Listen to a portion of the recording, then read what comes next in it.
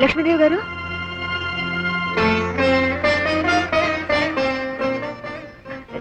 నమస్కారం అమ్మా. నేనమ్మా, గుర్తున్నానా? నిన్నెలా మర్చిపోతాను పార్వతి. బాగున్నావా? మీ దయ వల్ల, దేవుడి దయ వల్ల బాగానే ఉన్నానమ్మా. అవును, నీ కొడుకు రవి బాగున్నాడా? మంచి మనసున్న దేవత లాంటి మీరు ఒడ్డు కోసి పేరు పెట్టిన బిడ్డ ఎందుకు బాగుండడం? లక్షణంగా ఉన్నాడు. నాతో పాటే వచ్చాడు. రవి,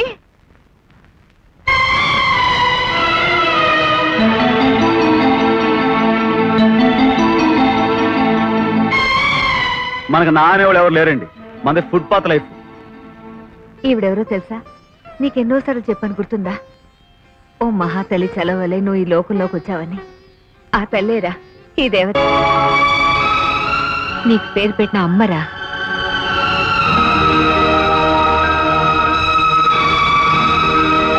నువ్వు దండం పెట్టుకోవాల్సింది ఆ గుడిలో దేవుడు కాదురా, ఈ దేవతకి.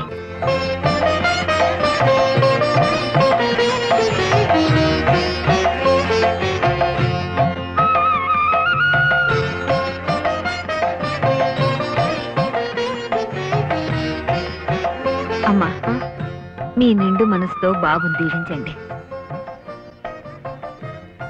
10 కాలాల పాటు చల్లగా ఉండు బాబు. పుట్టినప్పుడు పసిబిడ్డగా చూసిన నిన్ను మళ్ళీ ఇలా చూస్తాననుకోలేదు. దర్శనం చేసుకొస్తాను, ఉండండి, కలిసి వెళ్దాం. మనిషిలో ఉన్న మంచితనానికి రూపం రా తల్లి. నేనెవరో తెలియకపోయినా ఆ రాత్రి వేళ నన్ను చెల్లిగా దగ్గరికి తీసింది. ఓ తల్లిగా పురుడు పోసింది. నా మీద ప్రేమ కురిపించింది. ఆవిడ సంసారం 10 కాలాల పాటు చల్లగా ఉండాలిరా, చల్లగా ఉండాలి.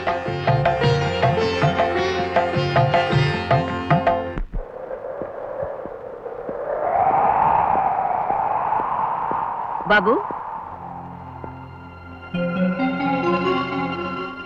రా బాబు, భోంచేద్దు గాని. నేను అమ్మ అయ్యా లేనివాడివి. నీ ఆకలి తెలుసుకుని అన్నం పెట్టాల్సిన బాధ్యత నాకుంది. రావయ్యా.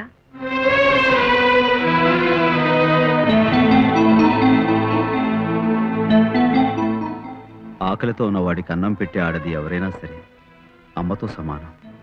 అందులోనూ నన్ను ఈ లోకంలోకి తీసుకొచ్చి నా బతుక్కి ఆరంభం పలికిన మీరు నాకు నిజంగానే అమ్మవుతారు. అలాంటి మీతో అబద్ధం చెప్పినందుకు నన్ను మన్నించండి. చెప్పిన అబద్ధం ఒప్పుకున్నందుకు చాలా సంతోషం. ఎందుకు అలా చెప్పావో తెలుసుకోవచ్చా?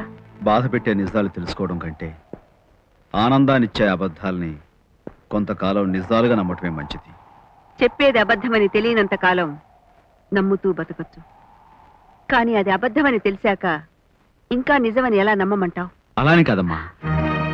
అమ్మా, ఆ పిలుపు నీ మనసులోంచి వచ్చిందైతే ఈ అమ్మతో నిజం చెప్పు. ఎందుకు ఈ కట్టుకథలతో మా ఇంట్లోకి ప్రవేశించావు?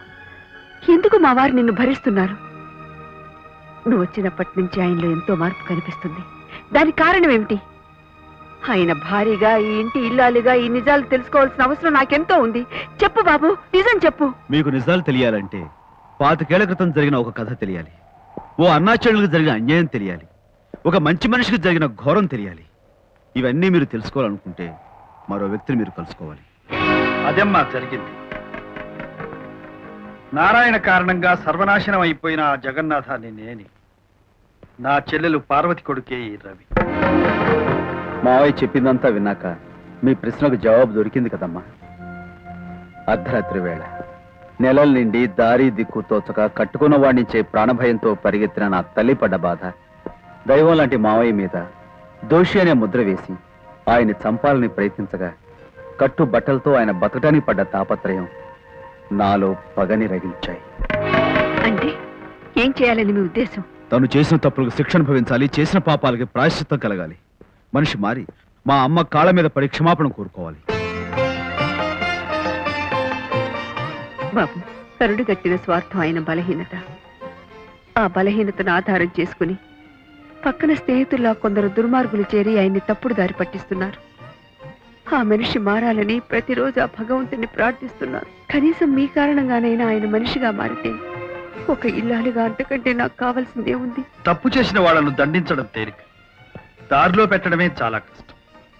నేను చేసే ఈ పనిలో అవసరం వచ్చినప్పుడు నీ సహకారం ఉంటుందనుకుంటున్నాను.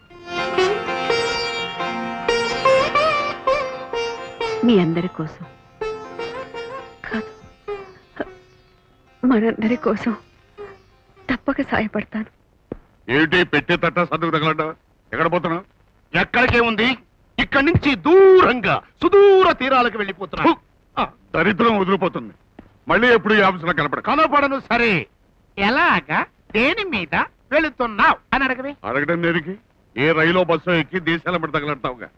కాదు, తోక చుక్క దాన్ని తోలుకుంటూ అలా అలా అలా అలా పోలీస్ స్టేషన్ కి వెళ్ళి అక్కడ పోలీసు వాళ్ళతో మాట్లాడి మళ్ళీ అదే చుక్క ఎక్కి అలా కోర్టు కేసు వెళ్ళి తోక చుక్కని వెళ్తాను. తోక చుక్క వచ్చినప్పుడు జరిగిన విషయం చెబితే నాకంటే నీకే ఎక్కువ శిక్ష పడుతుందిరా. మహాపడితే నాకు జైలు శిక్ష పడుతుందేమో, నీకు ఉరి శిక్ష పడుతుందిరా. తోక చుక్క వెళ్ళు. తోక చుక్క ఎక్కి కాదురా, తోకెత్తిన గేదెక్కెళ్ళరా. దానికి నీకు కాంబినేషన్ సరిపోతుంది. పోరా పో.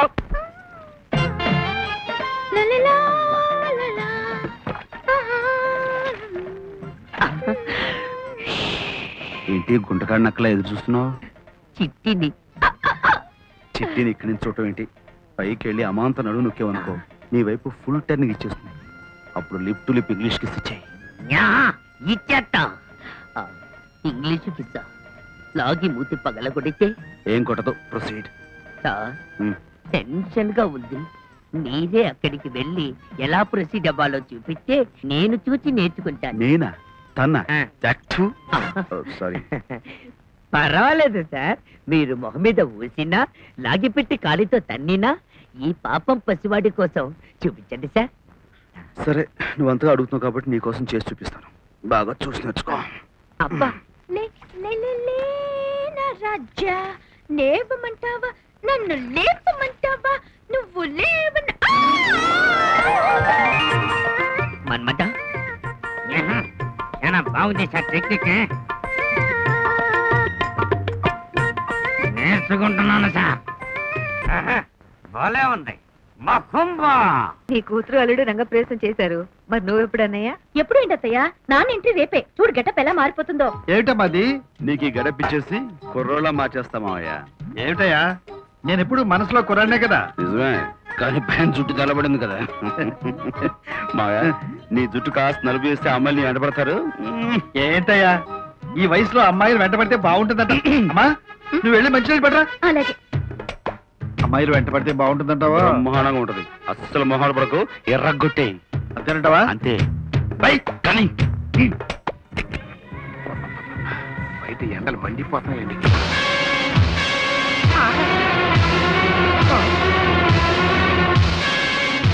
ఇదిగో బాబు, ఆ సంచి తగిలించుకున్నాడు, అతని పేరేంటి? గోపాలకృష్ణ అనుకుంటా. నిజంగా జగన్నాథం అయితే జుట్టు తెల్లన్న పడాలి, ఊడిపోయన్నా ఉండాలి. ఇదేంటి నల్లటి జుట్టు వేసుకుని కుర్రోళ్ళలాగా ఉన్నాడు? టెస్ట్ చేద్దాం. జగన్నాథం, జగన్నాథం, గోపాలకృష్ణ పిలిచారా అండి? నా పేరు మీకెలా తెలుసండి? నేను కొంచెం ఫేస్ చూసి పేరు చెప్పగలనులే. ఏ ఊరు బాబు మంది? మాది బొంబాయి అండి. ఇక్కడికి వచ్చానండి బీర్ తాగడానికా? బొంబాయిలో ఉద్యోగం దొరక్క ఇక్కడికి వచ్చానండి. ఒకప్పుడు మాది ఆంధ్రాయలండి. ఇక్కడ ఉద్యోగం కోసం వెతుకుతున్నాను. నీలాంటి అడుగు ఉద్యోగం రాకపోవటం ఏంటి? నాతోరా, నీకు టెంపరీగా ఉద్యోగం ఇప్పించేస్తాను. పట్పట్లాడిచ్చామనుకో పర్మనెంట్ చేయించేస్తాను. నిజంగానండి? నిజమయ్యా. ఇదిగో, అచ్చు నీ పోలికల్లోనే ఉన్నా నీ బాబాయ్ గాని, అన్నయ్య గాని, తమ్ముడు గాని ఎవరన్నా ఉన్నారా? అబ్బే, 10 వేదం ఒక్కడ కూడా లేనండి. నా చిన్నప్పుడే మా కుటుంబం అంతా గోదావరి పుష్కరాలకు వెళ్ళి మూకుమ్మడిగా మురిగి చచ్చారు. నేను ఒక్కడే బతికి చచ్చానండి. శుభం, నీ ఉద్యోగం ఏంటో, నువ్వేం చెయ్యాలో చెప్తాను. నాతోరా. ఇదేంటండి బాబు, దేశంలో ఉన్న ఆడా మగ కుర్రాళ్ళుగా కనిపించడానికి నల్ల రంగేసుకుంటుంటే నన్ను ముసలాన్ని చేయడానికి తెల్ల రంగేసేస్తున్నారు. క్యారెట్ అట్టండిది రంగే కదా. ముందు డైలాగ్ బట్టి పడ్డా. నేను మరణించాను, మళ్ళీ నీ ముందుకు రాలేను అనుకున్నావు కదూ. ఈ జనార్దనం చావలేదు. జనార్దన్ అంటే ఎత్తిరం జగన్నాథం అని 100 సార్లు చెప్పిన పేరు మర్చిపోతావేంటి? పేరు మార్చేసామంటే కథ మారిపోతాయే బాబు. సరేలే. ఎవడయ్యా ఇంత తొందరగా ఆఫీస్కి వచ్చి నా గదిలో సెటిల్ అయ్యా? ఏమిటి విశేషం?